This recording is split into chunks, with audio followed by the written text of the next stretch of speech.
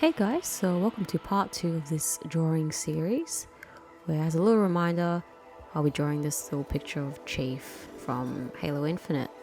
So since we're up to shading, we're going to get our ballpoint pen out. I just use a big ultra round stick grip, just a standard, ballpoint pen they can get from any office store. And I like to have a napkin or a paper towel down to prevent any smudging. So I thought it'd be a good idea to have the reference picture up on the screen at the same time, because I did do that in an early video from years and years ago, and I was actually meaning to do that for my first video, but I didn't get around to it. So I'm going to have Chief up here so that you can see everything that I'm drawing and can refer to the picture while I shade. Okay, so let's get started. I'm going to start with the visor just like how I started with the visor in the sketch. So I'm just going around the darkest parts, because you want to be making these the darkest and the blackest to kind of set the tone and the contrast for your drawing. If you do this, it'll make sure that you're not making other parts or other areas too dark. For example, the bits under the shade of the visor, they're dark, but they're not as dark as, for example, that middle part. So you want to be making the darkest parts as black as possible to kind of set that baseline for you.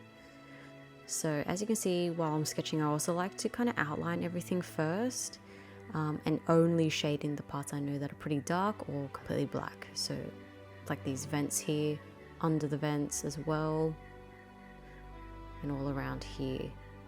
It's all pretty dark, so I know I'll be safe by doing a little bit of shading there. So as I go along, I do like to erase as I go, because it does get visually confusing having that sketch there while I'm doing line work and shading. So I do this if I'm feeling extra confident as well. If I'm not confident, I'll keep the sketch there, even make it a more detailed sketch. Okay, so now we get to do the fun part, which is the visor. So I'm going to start off by doing a really light base shade. So you want to be angling your pen around like 60-70 degrees to create the lightest touch. And I'm just going to go over the entire visor, except for the parts that are the highlights. So after that, I apply my kind of second layer of shading. So same angle with the pen, a little bit more pressure on the hand to create a darker tone. But keep in mind, most of this dark tone just comes from you going over the same lines. So use a really light touch, kind of brushing the pen over the paper, if that makes sense. I like to also keep the strokes in the same direction as the visor, only doing this kind of cross hatching I'm doing there for the dark parts, because it does make it easier to see and it has a better effect, I've found.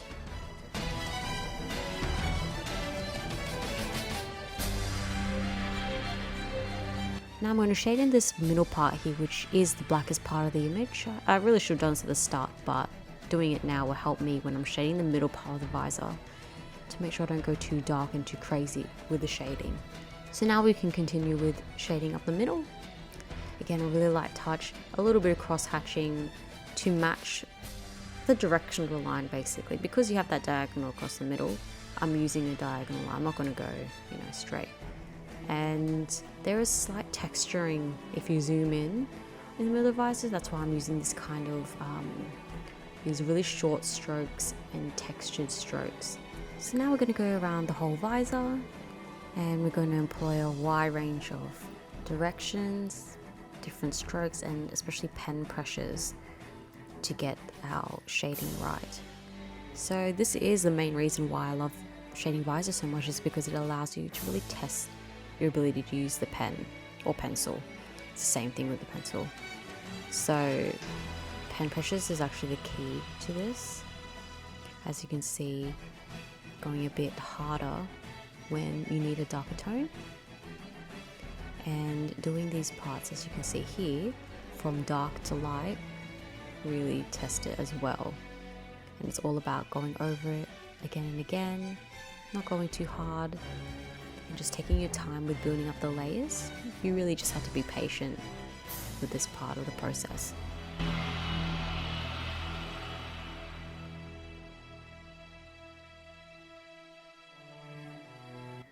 And then as I come into the middle here, I'm adding a little bit of a very, very, very light shading. Because if you look at the picture, it's light there, but it's not the lightest part of the image. The lightest part of the image is the right hand side of the visor, which I'm not going to touch at all. And, you know, the little lights on the side of his helmet. Okay, so now we're going to go all around just completing the shading. I did erase that because we don't need that sketch anymore, and we don't want the lines there because it may affect how we perceive how dark or light we're shading, which is not going to help us at all. I do apologize for this part being out of focus. My camera's on manual focus and I forgot to adjust it. So, but you do get the idea of what I'm doing here. Just take extra care not to go overboard. Even though the side of the helmet is the darkest, you don't want to make it completely black because that would ruin the contrast of the image.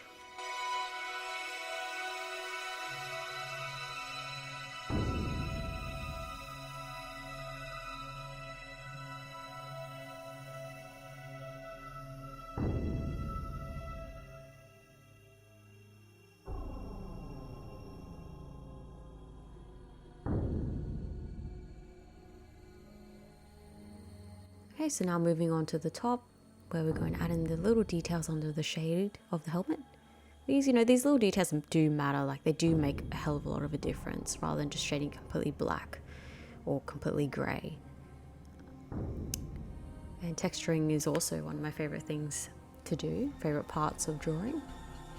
And this part is pretty much straightforward. There's not too much going on at the top, because the light is coming from the top and the right hand side. So there's a little bit of shading here and there, but it's not as crazy as before. But it will test, obviously, your ability to really have a light touch with the pen. So for this texturing here, I kind of used it's a bit of a strange grip, but it's a very, the angle is very steep. It's about maybe 80 degree, almost horizontal with the page. And that's just to kind of get the roughness of the texture. I found that's really helpful for doing that.